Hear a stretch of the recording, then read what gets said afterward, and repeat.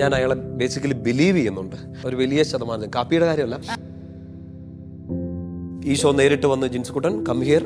അച്ഛനൊരു വൈദികനായിട്ടിരിക്കുന്നത് കൊണ്ട് അച്ഛന് 4 വർഷം 5 വർഷം പ്രാർത്ഥിക്കാൻ പറ്റുന്നുണ്ടാവും. അപ്പൊ ഉത്തരം കിട്ടണം. ഇപ്പൊ ഞാനും ആഗ്രഹിച്ചിട്ടുണ്ട് പെട്ടെന്ന് ഉത്തരം കിട്ടുക എന്നുള്ളത്. അച്ഛൻ ഞാൻ അതിനകത്ത് പറയുന്നത് ശരിയാണോ എന്ന് അറിയത്തില്ല, പക്ഷെ ഈശോ അത് കേട്ടിട്ടില്ല. ഞാൻ വിചാരിക്കുന്ന ഞാൻ പ്രാർത്ഥിക്കുന്ന കാര്യത്തിന് നാളെ ഉത്തരം ഞാൻ ചോദിക്കുമ്പോ കേട്ടിരിക്കുന്നുണ്ട്. അപ്പോൾ ഈ റിലേഷൻഷിപ്പ് ബിൽഡ് ചെയ്യാൻ നമ്മളൊരു ചെറിയ പ്രായത്തിൽ ശ്രമിക്കണ്ടേ അച്ഛാ? ഞാൻ ഈശോയെ പറ്റിച്ചിട്ടില്ലെന്ന് ഈശോയ്ക്ക് അറിയാം. നോ പറഞ്ഞിട്ടുണ്ട് പലതവണയും.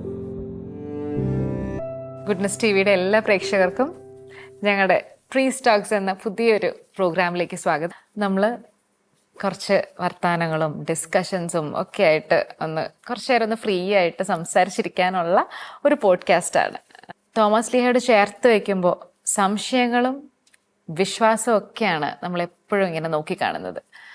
സോ നമ്മുടെ വിശ്വാസത്തിൻ്റെയും പ്രാർത്ഥനയുടെയും ഒക്കെ റൂട്ട് ഒന്ന് ക്ലിയർ ചെയ്യാൻ ഇന്ന് നമ്മോടൊപ്പം ഉള്ളത് ജിൻസ് അച്ഛനാണ്. ഫാദർ ജിൻസ് ചീങ്കലിൽ. അച്ഛ, welcome to priest talks. Thank you. ഇപ്പം നമ്മൾ ജൂലൈ 3 ദുഃഖ്രാന തിരുനാൾ തോമസ് ലീഹ എന്ന് പറയുമ്പോഴേ നമ്മളെപ്പോലെയൊക്കെ തന്നെയാണെന്ന് എനിക്ക് തോന്നുന്നത്. കാരണം തോമസ് ലീഹയ്ക്കും സംശയങ്ങളൊക്കെ ഉള്ള ആളായിരുന്നല്ലോ. അതുപോലെ തോമസ് ലീഹയുടെ വിശ്വാസത്തെ പറ്റിയൊക്കെ. എൻ്റെ വിശ്വാസം എന്ന് പറയുന്നത് പലപ്പോഴും ഞാൻ പ്രാർത്ഥിക്കുന്നതൊക്കെ കിട്ടുന്നതോ അല്ലെങ്കിൽ എനിക്ക് ചിലപ്പോൾ ഒരു ആശ്വാസം തോന്നുമ്പം ഞാൻ ഈശോയിൽ വിശ്വസിക്കുന്നു എന്നുള്ളതൊക്കെ തന്നെയാണ്. അച്ഛന് വിശ്വാസം എന്ന് പറയുന്നത് എന്താ? തോമസ് ലീഹയുടെ സംശയങ്ങൾ എന്നൊക്കെ പറഞ്ഞാൽ ഇപ്പം നമുക്കുണ്ടായ ഇങ്ങനത്തെ നമ്മുടെ ഡെയിലി ലൈഫിലെ സംശയങ്ങളൊന്നും അല്ലായിരുന്നു. ശരിക്കും എനിക്ക് തോന്നിയിട്ടുണ്ട്. എൻ്റെ മാമോദിസ പേരും തോമസ് എന്നാണ്. അപ്പോൾ എനിക്ക് ഭയങ്കരമായിട്ട് റിലേറ്റ് ചെയ്യാൻ പറ്റുന്ന രീതിയിൽ ഞാൻ വിളിക്കുമ്പോൾ, അതിപ്പം പറഞ്ഞ പോലെ എൻ്റെ ഒരു ആവശ്യത്തിന് ഞാൻ വിളിക്കുമ്പോഴായാലും ഒരാശ്വാസത്തിന് വേണ്ടിയിട്ടാണേലും ഞാൻ വിളിച്ചാൽ ഇങ്ങോട്ട് വരുമോ എന്നുള്ളൊരു സംശയം, തോമസ് ലീഹയുടെ സംശയമായിട്ടൊക്കെ നമുക്ക് ഒത്തിരി റിലേറ്റ് ചെയ്യാൻ പറ്റുന്ന അങ്ങനെയാണെന്ന് തോന്നുന്നു. എനിക്ക് പേഴ്സണലി ഇപ്പോൾ സങ്കടങ്ങളായിരിക്കാം, അല്ലെങ്കിൽ ഒരു കൺഫ്യൂഷൻസ് ആയിരിക്കാം, നമ്മൾ എടുക്കേണ്ട ഒരു തീരുമാനത്തെക്കുറിച്ചായിരിക്കാം, എന്തെങ്കിലും കാണിച്ച മണ്ടത്തരത്തെ ഓർത്ത് വിഷമിക്കുന്നതായിരിക്കാം. ഇതിന് നമുക്കൊരു ഉത്തരം വേണം. ആ ഉത്തരം ഈശോ തരുമെന്നുള്ളൊരു വിശ്വാസമുണ്ട്. ഇനി അതല്ല, ഇനി ഉത്തരം ഒന്നും തരുന്നില്ലെങ്കിലും ഇപ്പം കേട്ടിരിക്കാൻ, ഞാൻ വിളിക്കുമ്പോൾ ഒക്കെ ഒന്ന് വരാൻ വേണ്ടിയിട്ട് ആശ്വസിപ്പിക്കാൻ ഈശോ ഉണ്ടാകുന്നുണ്ടോ? അച്ഛാ, ഇപ്പം ഉത്തരം കിട്ടുന്നില്ലാത്ത അവസ്ഥകളാണല്ലോ നമുക്ക് കൂടുതലും ഉള്ളത്. കൂടുതലും അതെ. ഞാൻ വിചാരിക്കുന്ന ഞാൻ പ്രാർത്ഥിക്കുന്ന കാര്യത്തിന് നാളെ ഉത്തരം കിട്ടണം, അല്ലെങ്കിൽ ഇന്ന് ഉത്തരം കിട്ടണം എന്നാണ് എൻ്റെ ഏറ്റവും വലിയ ആഗ്രഹം. ഇന്നില്ലെങ്കിൽ നാളെ എന്നുള്ളതാണ്. അപ്പോൾ ഉത്തരം കിട്ടാത്ത അവസ്ഥകളാണ് നമുക്ക് ഏറ്റവും കൂടുതലുള്ളത്. അങ്ങനെയുള്ള സാഹചര്യത്തിലാണ് നമ്മൾ വിശ്വാസത്തിൽ നിന്ന് അങ്ങ് നീങ്ങിപ്പോവാനുള്ള സാധ്യത ഏറ്റവും കൂടുതൽ. അപ്പം എനിക്ക് അതാണ് കൂടുതൽ അറിയേണ്ടത്. അത് ബേസിക്കായിട്ട് നമ്മൾ ആ വിശ്വാസത്തെ എന്താണെന്നൊന്ന് മനസ്സിലാക്കിയാൽ നല്ലതായിരിക്കും. എനിക്ക് തോന്നിയിട്ടുള്ളത് ഇപ്പം തോമസ് ലീഹയായിട്ടൊക്കെ കമ്പയർ ചെയ്ത് നമ്മളിപ്പോൾ ഈ പറഞ്ഞുകൊണ്ടിരിക്കുന്ന ഒരു കാര്യത്തിൽ തന്നെ തോമസ് ലീഹയ്ക്കൊരു വിശ്വാസം എന്ന് പറഞ്ഞിട്ടുണ്ടെങ്കിൽ അതൊരു റിലേഷൻഷിപ്പായിരുന്നു. എന്നെ കാണാൻ വരുമെന്ന്. അതിപ്പോൾ നമ്മുടെ ഒരു സുഹൃത്തിനെ കുറിച്ചോ അല്ലെങ്കിൽ അപ്പനോ അമ്മ, ഏറ്റവും ബെസ്റ്റ് ഫ്രണ്ട്, എനിക്കൊരു പ്രശ്നം ഉണ്ടായാൽ, അതൊരു സംശയമായാലും എൻ്റെ ഒരു ക്രൈസിസ് ആയാലും എന്നെ കാണാൻ ഒരാൾ വരുന്നുണ്ടെങ്കിൽ ഞാൻ അയാളെ ബേസിക്കലി ബിലീവ് ചെയ്യുന്നുണ്ട്. ഇനി ഞാൻ വിളിക്കുമ്പോൾ അയാൾ വരുന്നുണ്ടെങ്കിൽ അയാൾക്ക് എന്നിലൊരു വിശ്വാസമുണ്ട്. അപ്പോൾ നമ്മൾ വിശ്വാസത്തെ അങ്ങനെ ഒരു രീതിയിലൊന്ന് കാണാൻ ശ്രമിച്ചാൽ കുറച്ചുകൂടെ നല്ലതായിരിക്കും എന്ന് എനിക്ക് തോന്നുന്നത്. അതായത് ഞാൻ ചോദിക്കുന്നത് കിട്ടുന്നതിനെ വിശ്വാസമായിട്ട് കാണാതെ എനിക്ക് ചോദിക്കാനും എനിക്ക് പറയാനും എന്നെ കേട്ടിരിക്കാനും ഇനി ഞാൻ ചോദിച്ചിട്ട് എന്നോട് മൈൻഡ് പോലും ചെയ്യാണ്ടിരിക്കാനും എനിക്കിങ്ങനെ ഒരാളൊരു റിലേഷൻഷിപ്പിൽ, ഒരു ബന്ധത്തിലുണ്ട് എന്നുള്ളത് അതിനെ വിശ്വാസമായിട്ട് കണ്ടാൽ, ഇപ്പോൾ കുറേ നാൾ ഞാൻ ചോദിച്ചു, ഈശോ തന്നില്ല, സാരമില്ല, ഞാൻ ചോദിച്ചത് ആരോടാണ്? എനിക്കിങ്ങനെ ഒരാളുണ്ടല്ലോ. ഇങ്ങനെ ചോദിക്കാൻ ഒരാളില്ലാത്ത ഒരവസ്ഥയെന്ന് ചിന്തിച്ച് നോക്കി. അപ്പോൾ ഉത്തരം കിട്ടണം. ഇപ്പം ഞാനും ആഗ്രഹിച്ചിട്ടുണ്ട് പെട്ടെന്ന് ഉത്തരം കിട്ടുക എന്നുള്ളത്. അതാണ് ഏറ്റവും സുഖം അല്ലേ? ഇപ്പോൾ ഒരു കാപ്പി കുടിക്കണം എന്ന് ആഗ്രഹിക്കുമ്പോൾ 2 ആഴ്ച കഴിയട്ടെ, 2 ആഴ്ച കാത്തിരിക്കൂ എന്ന് പറയുന്നതിനെക്കാട്ടും നല്ലത് I need the coffee right now. കാരണം എനിക്കിപ്പോൾ ഒന്ന് ഉന്മേഷം തോന്നാനോ ഇല്ലെങ്കിൽ എനിക്കൊന്നൊരു എനർജി വരാനോ ഇപ്പോൾ കോഫി വേണം. കിട്ടാറില്ല മിക്കപ്പോഴും. അതെ, കിട്ടാറില്ല. ഒരു വലിയ ശതമാനം. കാപ്പിയുടെ കാര്യമല്ല, ഈ പ്രാർത്ഥിച്ചതിനുള്ള ഉത്തരം ഒന്നും എപ്പോഴും കിട്ടാറില്ല. പക്ഷെ നമ്മൾ അതിനെ അങ്ങനെ കാണണ്ട. പ്രാർത്ഥിക്കുമ്പം ഉത്തരം കിട്ടുന്നൊരു പരിപാടിയാണ് ഈ വിശ്വാസം. അതിനുവേണ്ടിയാണ് വിശ്വാസം. ഞാനൊരു നല്ല വിശ്വാസിയാകുന്നത്, ഞാൻ ചോദിക്കുന്നതെല്ലാം കിട്ടുന്നു, അങ്ങനെ ഒരു കൺസെപ്റ്റ് തന്നെ തിരുത്തേണ്ട കാലത്തിലാണ് നമ്മളിപ്പോൾ നിൽക്കുന്നതെന്ന് എനിക്ക് തോന്നുന്നത്. ഞാൻ ഈശോയുമായിട്ടൊരു നല്ല ബന്ധത്തിലാണോ? Then am a good believer. ഞാനൊരു നല്ല വിശ്വാസിയാണ്. ഞാൻ ചോദിക്കുന്നതെല്ലാം കിട്ടൂ എന്നാൽ ഞാൻ വിശ്വസിക്കും. Am a good business man. കർത്താവുമായിട്ട് അത്ര വലിയ ബിസിനസ് ചെയ്യേണ്ടെന്നാണ് എൻ്റെ ഒരു അഭിപ്രായം. അതൊരു ബന്ധത്തിലാണെങ്കിൽ ഇപ്പം ഞാൻ എൻ്റെ ഒരു ബെസ്റ്റ് ഫ്രണ്ടുമായിട്ടൊരു ബന്ധത്തിലാണ്. ഞാൻ ചോദിക്കടാ എനിക്കൊരു പ്രശ്നമുണ്ട്, നിങ്ങൾ വന്നേ. അവൻ പറയാണ് എനിക്ക് തിരക്കാണ്, ഇല്ല കോൾ എടുക്കുന്നില്ല. എൻ്റെ ബന്ധം പോകത്തൊന്നുമില്ല, എൻ്റെ വിശ്വാസവും പോകത്തില്ല. നാളെ ഇനിയിപ്പോൾ ഉത്തരം തന്നില്ലെങ്കിൽ എനിക്കൊരു കേൾക്കാൻ ഒരാളുണ്ടെന്നുള്ള അയാൾ അവിടെ തന്നെ ഉണ്ട്. അപ്പോൾ ഉത്തരം കിട്ടുക എന്നുള്ളതല്ല വിശ്വാസം, ഇതിങ്ങനെ പറഞ്ഞുകൊണ്ടിരിക്കാൻ ഒരാളുണ്ടെന്നുള്ളതാണ്.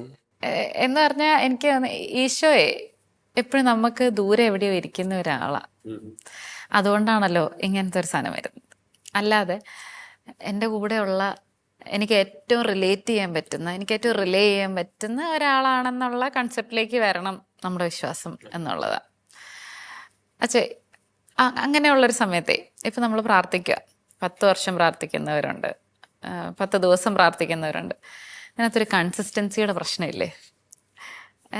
കൺസിസ്റ്റൻസി വേണം എന്നുള്ളത് ശരിയാ, പക്ഷേ അതങ്ങനെ കൺസിസ്റ്റൻ്റ് ആകാൻ പറ്റുക എന്ന് പറയുന്നത് ഇച്ചിരി പാടല്ലേ?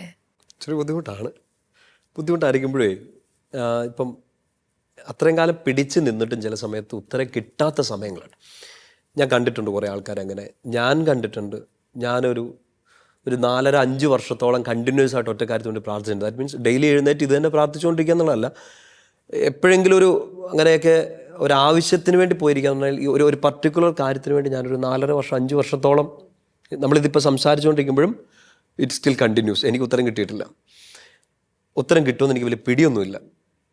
ഉത്തരം കിട്ടിയാലില്ലേലും ഞാൻ ഈ ചോദിക്കൽ നിർത്തത്തില്ല. കാരണം ചോദിക്കുന്ന അത്രയും പ്രധാനപ്പെട്ട ഒരാളായതുകൊണ്ട്, മുമ്പേ പറഞ്ഞ പോലെ അതിൻ്റെ ഒരു തുടക്കത്തിൽ ചിന്തിച്ചാൽ ഈ വിശ്വാസം എന്നുള്ളൊരു പ്രോഗ്രസ്സാണ്. എൻ്റെ അടുത്തിരിക്കുന്ന ഒരാളാണ് ഈശോ എന്ന് തിരിച്ചറിയാൻ കുറച്ച് സമയം എടുക്കും. അച്ഛൻ, ഞാൻ അതിനകത്ത് പറയുന്നത് ശരിയാണോ എന്ന് അറിയത്തില്ല, പക്ഷെ സ്റ്റിൽ അച്ഛൻ ഒരു വൈദികനായിട്ടിരിക്കുന്നതുകൊണ്ട്, വൈദികൻ എന്ന് അച്ഛൻ എന്നുള്ള വാക്ക് ഉപയോഗിക്കാതെ വൈദികൻ എന്നുള്ള വാക്ക് ഞാൻ ഉപയോഗിച്ചത് അതിൻ്റെ ഒരു ബെറ്റർ വേർഷൻ എന്നുള്ള രീതിയിൽ. അച്ഛനൊരു വൈദികനായിട്ടിരിക്കുന്നത് കൊണ്ട് അച്ഛന് 4 വർഷം 5 വർഷം പ്രാർത്ഥിക്കാൻ പറ്റുന്നുണ്ടാവും. ഒരു സാധാരണ ആൾക്ക്, ഞാനൊരു സാധാരണ വിശ്വാസിയാണ്, ഞാനൊരു ഭയങ്കര കരിസ്മാറ്റിക് ആയിട്ടുള്ള ഒരാളൊന്നും അല്ല. ഞാൻ പ്രാർത്ഥിക്കുന്നു, ഞാൻ മടുക്കുന്നു. ഞാൻ ഇന്ന് കണ്ട ഒരാൾ എന്നോട് പറഞ്ഞു, 2015 എനിക്കൊരു ജോലിക്ക് വേണ്ടി ഞാൻ പ്രാർത്ഥിച്ചു തുടങ്ങി, 2025 ആയപ്പോൾ എനിക്കത് കിട്ടി. 10 വർഷം പ്രാർത്ഥിച്ചു. 10 വർഷം പ്രാർത്ഥിച്ചു കഴിഞ്ഞ് കിട്ടിക്കഴിയുമ്പോൾ ഇത് പറയാൻ നല്ല സുഖമുള്ള സാധനമാണ്. ഇത് കിട്ടാതെ ഇടയ്ക്ക് വെച്ച് നമ്മൾ ഇങ്ങനെ തെന്നി പോകുന്ന അവസ്ഥ ഉണ്ടാവാറുണ്ട്. അപ്പോൾ ഈ റിലേഷൻഷിപ്പ് ബിൽഡ് ചെയ്യാൻ നമ്മളൊരു ചെറിയ പ്രായത്തിൽ ശ്രമിക്കണ്ടേ അച്ഛാ? ചെറുപ്പത്തിൽ തുടങ്ങണം. നമുക്കത് കിട്ടുന്നൊരു ഫോർമേഷൻ്റെ ഡിപ്പെൻഡ് ചെയ്യുന്നുണ്ട്. അപ്പം ഈ 10 വർഷം പ്രാർത്ഥിച്ച ഒരാളോ 5 വർഷം പ്രാർത്ഥിച്ച ഒരാളോ ഒരു വൈദികൻ എന്ന നിലയിൽ അത് എളുപ്പമാണെന്ന് എനിക്ക് തോന്നുന്നില്ല. എനിക്കും ഇട്ടേച്ച് പോവാം, എനിക്ക് ഈ പ്രാർത്ഥന നിർത്താം, അല്ലേ? വൈദികനാണ് എന്നതിൻ്റെ പേരിൽ ഞാൻ കണ്ടിന്യൂസ് ആയിട്ട് പ്രാർത്ഥിക്കണമല്ലോ. ഞാനീ പറഞ്ഞ വിഷയം എൻ്റെ ശുശ്രൂഷയുമായി ബന്ധപ്പെട്ട കാര്യമാണ്. കാരണം എനിക്ക് നിന്ന് പ്രീച്ച് ചെയ്യാനുള്ള ബുദ്ധിമുട്ട്, എൻ്റെ മുട്ടുവേദന മാറാൻ വേണ്ടിയിട്ടാണ് 5 വർഷമായിട്ട് ഞാൻ പ്രാർത്ഥിച്ചത്. ജെന്യൂനായ കാര്യമല്ലേ? ഒരു വൈദികൻ ഏറ്റവും കൂടുതൽ ഈശോ ഹെൽപ്പ് ചെയ്യേണ്ട ഒരു മൊമെന്റ് അല്ലേ അത്? ഈശോയ്ക്ക് വേണ്ടി അവിടെ നിന്ന് പ്രസംഗിക്കേണ്ട. ഈശോയ്ക്ക് വേണ്ടിയാണല്ലോ. അതെ. എനിക്ക് ഞാൻ വഴക്കുണ്ടാക്കിയിട്ടുണ്ട്. ഞാൻ ചോദിച്ചിട്ടുണ്ട്, കർത്താവേ ക്രിക്കറ്റ് കളിച്ചിട്ട് വന്നതല്ലോ, ഞാൻ എവിടെയും പോയി ക്യൂ നിന്നിട്ട് വന്നതല്ലോ, ഞാൻ ഇവിടെ ആൾക്കാരുടെ മുമ്പിൽ നിന്നിട്ട് വന്നതല്ലേ. ഈശോ അത് കേട്ടിട്ടില്ല. പക്ഷെ എനിക്കൊരു വലിയ ഉറപ്പെന്നാണെന്നറിയോ, 5 വർഷം ഞാൻ ചോദിച്ചുകൊണ്ടിരിക്കുമ്പോൾ ചോദിക്കും തോറും ബന്ധം വളർന്നുകൊണ്ടിരിക്കുകയാണ്, അല്ലേ? ഉത്തരം കിട്ടിയോ ഇല്ലയോ എന്നുള്ളതല്ല ഞാൻ പറയും. ഇത് ഒരു സാധാരണ ജീവിതം നയിക്കുന്ന ഒരാൾക്ക്, ഒരു കുടുംബജീവിതത്തിൻ്റെ വലിയ പ്രാരാബ്ദങ്ങൾ, ജോലിയില്ലാത്ത ഒരാൾ, കുഞ്ഞുങ്ങളില്ലാത്ത ഒരാൾ, എത്ര ശ്രമിച്ചിട്ട് ഒരു കരപറ്റാൻ പറ്റാത്ത ഒരാളോട് ഞാൻ ഈ തത്വം പറഞ്ഞുകൊണ്ടിരുന്നാൽ ചിലപ്പോൾ അവർക്ക് ഒരിക്കലും ഡൈജസ്റ്റ് ചെയ്യില്ല. എനിക്ക് മനസ്സിലായ ഒരു കാര്യം ഇതാണ്. ഈ 5 വർഷം ഞാൻ ചോദിച്ചുകൊണ്ടിരിക്കുമ്പോഴും അതിൻ്റെ ഇടയ്ക്ക് വഴക്കുണ്ടായി, മിണ്ടാണ്ടിരുന്നു, വാശി പിടിച്ച് കർത്താവെ ഞാൻ പ്രസംഗിക്കാൻ പോകത്തില്ലെന്ന് വരെ പറഞ്ഞ മൊമെൻറ്റുകളുണ്ടായി. പിറ്റേ ദിവസം പിന്നെയും പോയി. ഇപ്പം എനിക്ക് കൂടുതലുള്ളത് മറ്റുള്ളവർക്ക് വേണ്ടി പ്രാർത്ഥിക്കുക എന്നുള്ളൊരു മിനിസ്ട്രി എനിക്ക് കിട്ടിയേക്കുന്നത്. അപ്പോൾ അതെന്നെ പേഴ്സണലി ചോദിച്ചാൽ ഒത്തിരി വേദനിപ്പിച്ചിട്ടില്ല, ഒത്തിരി സ്ട്രഗിൾ ചെയ്യേണ്ടി വന്നിട്ടില്ല. മറ്റുള്ളവരുടെ പെയിൻ മനസ്സിലാക്കാൻ കുറച്ചൊക്കെ സാധിച്ചു. ചിലതൊക്കെ ഇവരെങ്ങനെ ഇതിനെയൊക്കെ അതിജീവിക്കുന്നൊക്കെ ചിന്തിച്ച് ഞെട്ടിയിട്ടുണ്ട്. പക്ഷേ I have never stood in there shoes. അവരുടെ ആ സ്ഥാനത്ത് നിന്ന് ആ പെയിൻ ഞാൻ അനുഭവിച്ചിട്ടില്ല. കൂടുതൽ അവർക്ക് വേണ്ടി പ്രാർത്ഥിക്കാനുള്ള സമയങ്ങളിൽ കുറേ പേരും ഇങ്ങനെ സാക്ഷ്യപ്പെടുത്തി, അച്ഛാ അതിന് ഉത്തരം കിട്ടി, ദൈവത്തിൻ്റെ മഹത്വം. പക്ഷെ ഞാൻ കണ്ടിട്ടുള്ള ഏറ്റവും വലിയ അത്ഭുതം ഉത്തരം കിട്ടിയവരുടെതല്ല, ഉത്തരം കിട്ടാഞ്ഞ് പിടിച്ച് നിന്നവരുടെയാണ്. I have asked them. ഞാൻ ചോദിച്ചിട്ടുണ്ട്, ഇതെങ്ങനെ നിന്നു? ഞാൻ ചിന്തിച്ചിട്ടുണ്ട്, ഈ സ്ഥാനത്ത് ഞാനായിരുന്നെങ്കിൽ ചിലപ്പോൾ പൊട്ടിപ്പോയേനെ, എന്ന് ഞാൻ ചിന്തിച്ചിട്ടുണ്ട്. ഒരു വൈദികൻ, A priest, I M telling, എനിക്കങ്ങനെ തോന്നിയിട്ടുണ്ട്. ഞാൻ കണ്ട അത്ഭുതം ഞാൻ വീണ്ടും പറയുന്നു. ചോദിച്ചതിന് ഉത്തരം കിട്ടിയവരെ കണ്ടതല്ല, പക്ഷെ ഉത്തരം കിട്ടാതെ 10-20 വർഷങ്ങളായിട്ട് സ്ട്രഗിൾ ചെയ്തിട്ട് I am not going to give up, ഞാൻ ഈശോയെ വിട്ടു പോകത്തില്ല, ഞാൻ ഇങ്ങനെ നിൽക്കും എന്ന് പറഞ്ഞതിനെ അത്ഭുതമായിട്ട് കാണുകയാണ്. അതൊരു വിശ്വാസമാണ് അല്ലേ? അതാണ് ഏറ്റവും വലിയ വിശ്വാസം എന്ന് പറയുന്നത്. ഒരു വലിയ വിശ്വാസമാണ്. അതെ അതെ. അച്ഛൻ ഇപ്പൊ പറഞ്ഞൊരു കാര്യം, അച്ഛൻ്റെ അമ്മ തന്നൊരു ഫോർമേഷൻ ഉണ്ടല്ലോ, കേട്ടിരിക്കുന്ന ഒരു ദൈവം. ആ കൺസെപ്റ്റ് ഭയങ്കര നല്ല കൺസെപ്റ്റാണ്. പക്ഷെ ഞാനൊരു പേരൻ്റ്, എനിക്കൊരു മോളുണ്ട്. കുഞ്ഞെന്നോട് ഒന്ന് ചോദിക്കുക, അമ്മ ഇന്ന കാര്യം വേണമെന്ന് പറയുമ്പോൾ ഞാൻ പറയുന്നത്, ഈശോയോട് പ്രാർത്ഥിച്ചോ, ഈശോ തന്നോളും എന്ന്. നമ്മളിങ്ങനെ ഒരു ഫ്ലോയിലങ്ങ് അത് പറയുക, പക്ഷെ അത് അവരുടെ മനസ്സിൽ ഫീഡാവുന്നത് വിശ്വാസത്തോടെയാണോ? അതെ, വിശ്വാസത്തോടെ പറയാം. കാരണം ഞാൻ വിശ്വാസിയാണല്ലോ. പക്ഷെ ഇപ്പൊ അവളുടെ കുഞ്ഞു കുഞ്ഞു കുഞ്ഞു കുഞ്ഞു ആഗ്രഹങ്ങളായിരിക്കും. അപ്പൊ നമ്മൾ പറയുന്നത് ഇതാണ്, ഈശോയോട് പ്രാർത്ഥിച്ചോ, ഈശോ തന്നോളും എന്നാ. അപ്പൊ വലുതാവും തോറും ഈ ഒരു സാധനമാണല്ലോ ഫീഡ് ചെയ്ത് വരുന്നത്. അത് നമുക്കും കിട്ടിയത് അങ്ങനെയാണ്. നമ്മുടെ ഇപ്പം ഞാൻ പറഞ്ഞ അമ്മ എന്നോട് പറഞ്ഞ ഒരേ ഒരു കാര്യം ഇതല്ല. അമ്മ എന്നോട് ആ സിമ്പിൾ സ്പിരിച്വാലിറ്റിയും പറഞ്ഞിട്ടുണ്ട്. കുരിശ് വരച്ചിട്ട് കിടക്കില്ല, പാക്കാൻ പിടിക്കും എന്നുള്ള സ്പിരിച്വാലിറ്റിയും പറഞ്ഞിട്ടുണ്ട്. പരീക്ഷയ്ക്ക് പോകുന്നതിന് മുമ്പ് പ്രാർത്ഥിച്ചിട്ട് പോ, ഇല്ലേ പിന്നെ പരീക്ഷ തോറ്റു പോകുമെന്ന് പറഞ്ഞിട്ടുണ്ട്. അത് നമ്മുടെ പേരൻസിന്, നമ്മുടെ മുമ്പേയുള്ള ജനറേഷന് മനസ്സിലായ ഒരു സ്പിരിച്വാലിറ്റി അതാണ്. നമുക്കും ഇതിപ്പോൾ ഡൈജസ്റ്റ് ചെയ്യാൻ എളുപ്പം അതാണ്. നമ്മൾ പ്രാർത്ഥിച്ചിട്ട് കിടക്ക്, അല്ലെങ്കിൽ പ്രാർത്ഥിച്ചിട്ട് ഈ കാര്യത്തിന് ഇറങ്ങ്, നല്ലതാണ്. പക്ഷെ ഒരു സ്റ്റേജ് വരും, കുറേ അങ്ങ് വളർന്നു കഴിയുമ്പോൾ, നമ്മുടെ ഈ ഒരു പ്രായം ഇതിങ്ങനെ വളർന്ന് ഒരു പ്രോഗ്രസ് ചെയ്യുന്ന ഒരു മൊമെൻറ്റ് വരുമ്പോഴത്തേനും പാക്കാൻ പിടിക്കുന്നില്ല, പാക്കാനെ കാണുന്നില്ല എന്നൊരു സമയം വരും. പാക്കാൻ അമ്മ പറഞ്ഞൊരു കൺസെപ്റ്റാണ്, അപ്പം പറഞ്ഞൊരു കൺസെപ്റ്റാണ്, അതൊരു വലിയ ഒരു ഇമാജിനേഷൻ ആണെന്ന് മനസ്സിലാവുന്ന സമയത്ത് ചിലപ്പോൾ ഈ ഫോർമേഷനിൽ വളർന്ന ഒരാളുടെ വിശ്വാസം തീരും.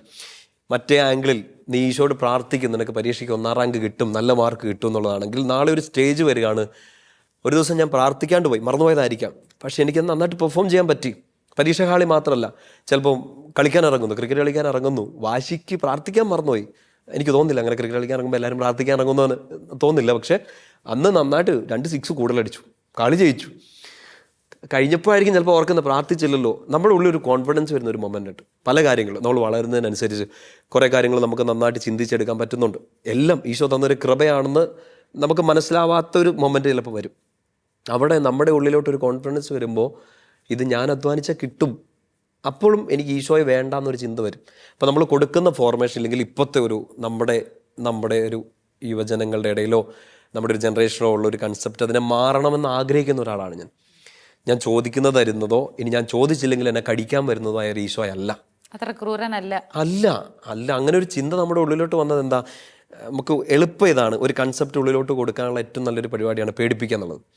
നാളെ പഠിച്ചുകൊണ്ട് അല്ലെങ്കിൽ മുട്ടുകുത്ത് നിർത്തുന്നു സ്കൂളിൽ നിന്ന് പറഞ്ഞുകൊണ്ട് നമ്മൾ എങ്ങനെയെങ്കിലും പഠിച്ചുകൊണ്ട് വന്നു. 2 സ്നേഹത്തോടു കൂടിയും പറയാം, കൊച്ചിത് പഠിക്ക്, നാളെ ഒരു വലിയൊരു കാര്യത്തിന് വേണ്ടിയിട്ടാണെന്ന് പറഞ്ഞാൽ പേടിച്ചത് പെട്ടെന്ന് തലയിലോട്ട് കയറും, നമ്മൾ ചിലപ്പോൾ അനുസരിക്കും. പക്ഷെ അത് സ്പിരിച്വാലിറ്റിയിലോട്ട് കൊണ്ടുവരരുത് എന്ന് ആഗ്രഹിക്കുന്ന ഒരാളാണ് ഞാൻ. അച്ഛൻ ഈ വചനം പഠിക്കുക എന്നൊക്കെ പറഞ്ഞ കാര്യമുണ്ടല്ലോ, നമ്മൾ പ്രാർത്ഥനയുടെ ഒരു സിനാരിയോയിലേക്ക് വരുമ്പോഴേ, നമ്മുടെ വീടുകളിലൊക്കെ ഇപ്പം ശരിക്കും ഒരു കുരിശ് വരയ്ക്കുന്ന വീട്ടിൽ വൈകുന്നേരം ആകുമ്പോൾ സന്ധ്യാമണി അടിക്കുമ്പോൾ കുരിശ് വരയ്ക്കണം, കൊന്ത ചെല്ലണം. ഇതൊക്കെ ഒരു റിട്ടൺ പ്രാർത്ഥനകളല്ലേ?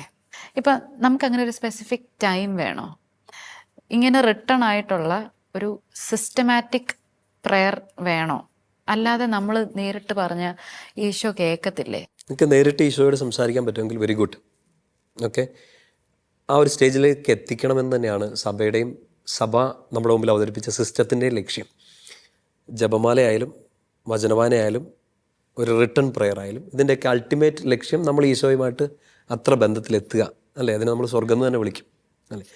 അതിലേക്ക് നമ്മൾ എത്തിയിട്ടില്ല എന്ന് തോന്നുന്നു.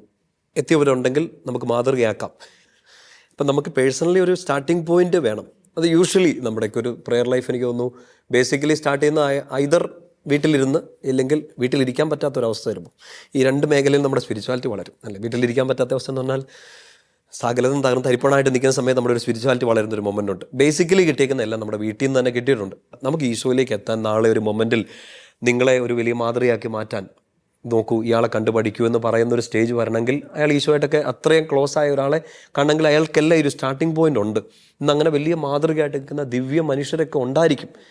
അവരവിടെ എത്തിയ ലെവലും ഇങ്ങനെ ഒരു സ്റ്റാർട്ടിംഗ് പോയിന്റ് ഉണ്ടല്ലോ, ഒരു ജമ്പിങ് പോയിന്റ് ഉണ്ട്. അവിടെ നിന്ന് തുടങ്ങിയതാണ്. ഒന്ന് കുടുംബം, രണ്ട് വ്യക്തിപരമായിട്ട് അവർ പ്രാർത്ഥന, അതിലൊക്കെ അവരെ ഹെൽപ്പ് ചെയ്തത് ഒരു പക്ഷേ സിസ്റ്റമാറ്റിക് ആയിട്ടുള്ള പ്രെയർ തന്നെ ആയിരിക്കും. ഇപ്പോൾ ഒരാളോട് നമ്മൾ പറയുകയാണ് പ്രാർത്ഥനാ ജീവിതമൊക്കെ തുടങ്ങ്, പുതിയതായിട്ട് തുടങ്ങുന്ന ഒരാളോട് നമ്മൾ എന്നാ പറഞ്ഞു കൊടുക്കും?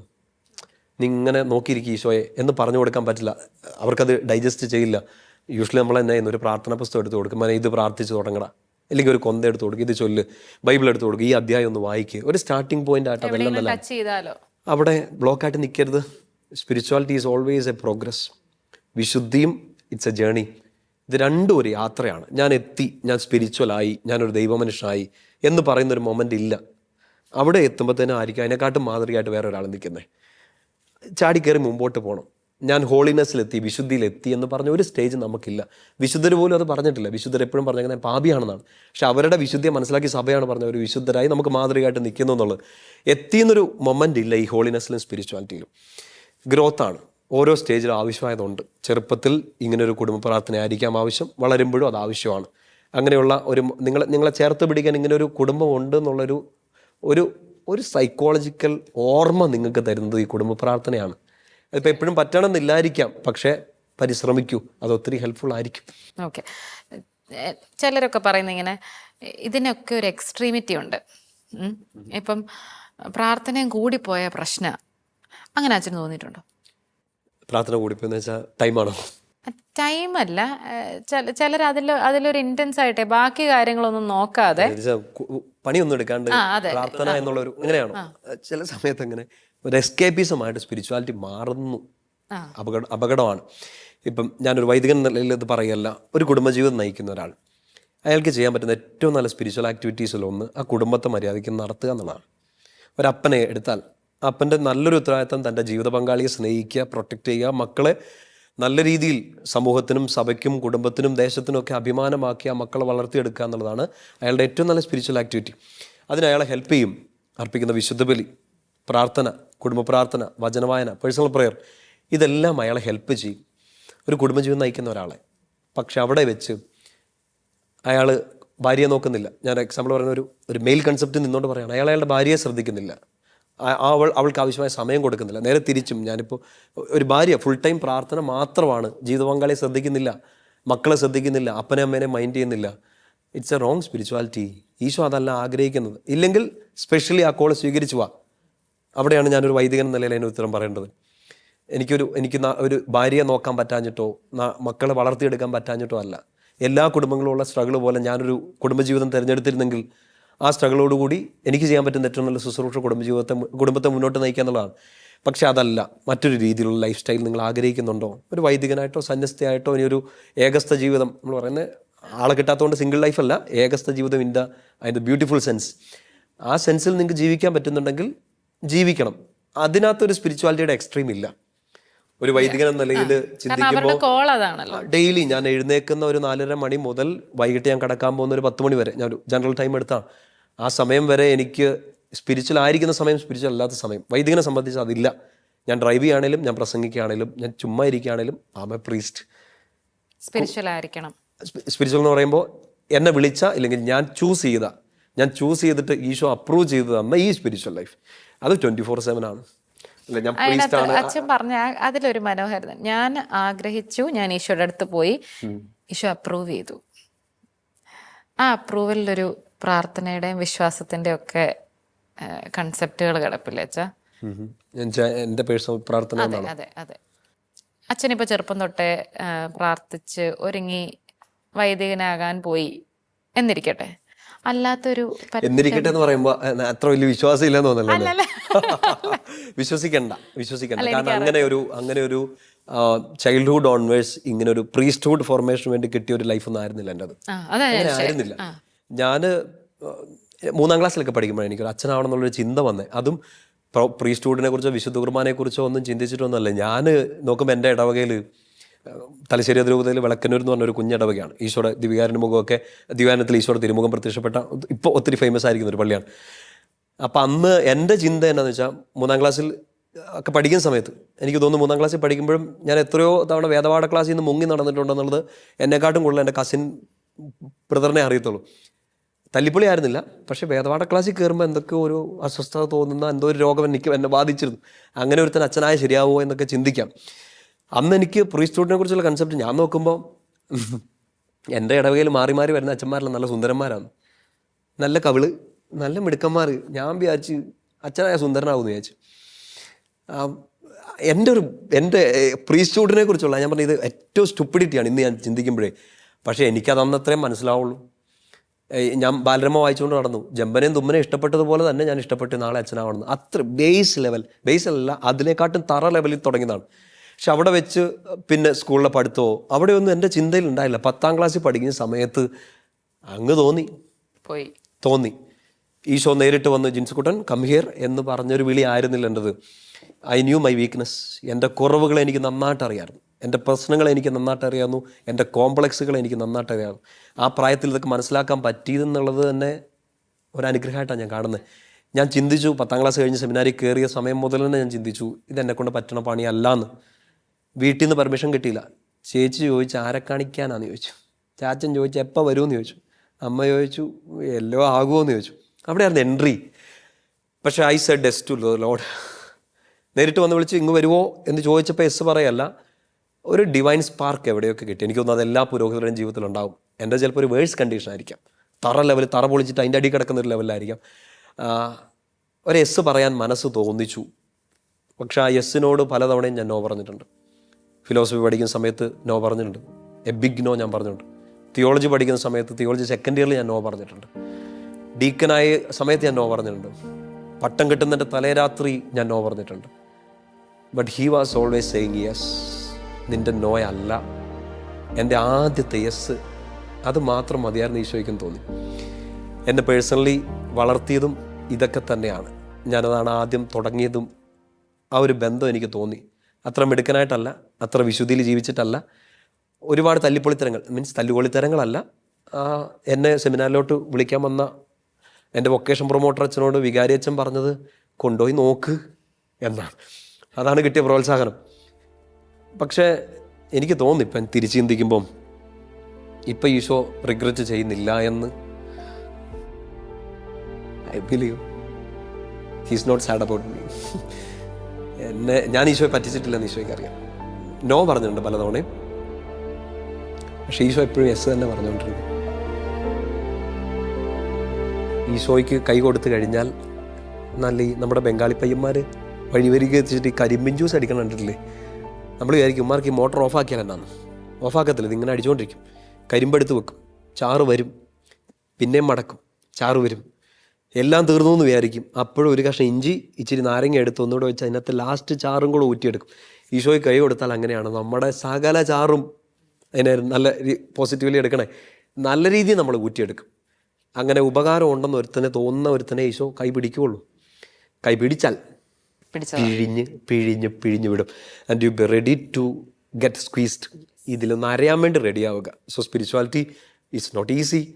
കുറച്ച് പ്രാർത്ഥനകൾ ചൊല്ലി, ഇത്ര കാര്യങ്ങൾ ക്രമമായിട്ട് ചൊല്ലി, ഒരു സിസ്റ്റത്തിൻ്റെ ഭാഗമായിട്ട് നിന്നു എന്നുള്ളത് മാത്രമല്ല, ഇങ്ങനെയൊന്ന് സ്ക്വീസ് ചെയ്യപ്പെടാൻ, ഒന്ന് അരയപ്പെടാൻ, അരഞ്ഞ് പുറത്തോട്ട് നല്ല മധുരമുള്ള കരിമ്പിൻ ജ്യൂസ് വരാനും കൂടെ റെഡിയായിട്ട് നിൽക്കുക എന്നുള്ളതും കൂടിയാണ് സ്പിരിച്വാലിറ്റി. ഈശോയും അത് കാണിച്ചു തന്നു. സ്നേഹം എന്ന് മാത്രം പറയുകയല്ല ചെയ്തത്. ആ സ്നേഹം കൈവിരിച്ച് പിടിച്ച്, കയ്യിൽ മുറിവും കാണിച്ച്, ഹൃദയം കീറി മുറിച്ച്, ചോര ഒഴുക്കിയിട്ട് അരഞ്ഞ് തന്നെയാണ് ആ സ്നേഹം കാണിച്ചത്. അപ്പം നല്ല സ്പിരിച്വാലിറ്റി, ഇച്ചിരി വേദനയുള്ള സ്പിരിച്വാലിറ്റിയും കൂടെയാണ്. സോ അച്ഛാ, നമുക്ക് വിശ്വാസത്തെക്കുറിച്ചും പ്രാർത്ഥനയെക്കുറിച്ചൊക്കെ ഞാൻ എൻ്റെ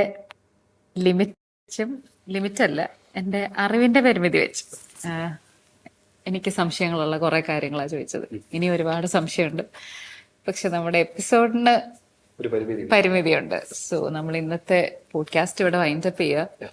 അച്ഛൻ പറഞ്ഞ കുറേ കാര്യങ്ങൾ എനിക്ക് ഒത്തിരി കൺവിൻസിങ് ആയിരുന്നു. ഞാനീ പറഞ്ഞതും ഇപ്പോൾ അതിൽ പറഞ്ഞ പോലെ എൻ്റെയും ഒരു പരിമിതി നിന്നുകൊണ്ടാണ് ഞാൻ സംസാരിച്ചത്.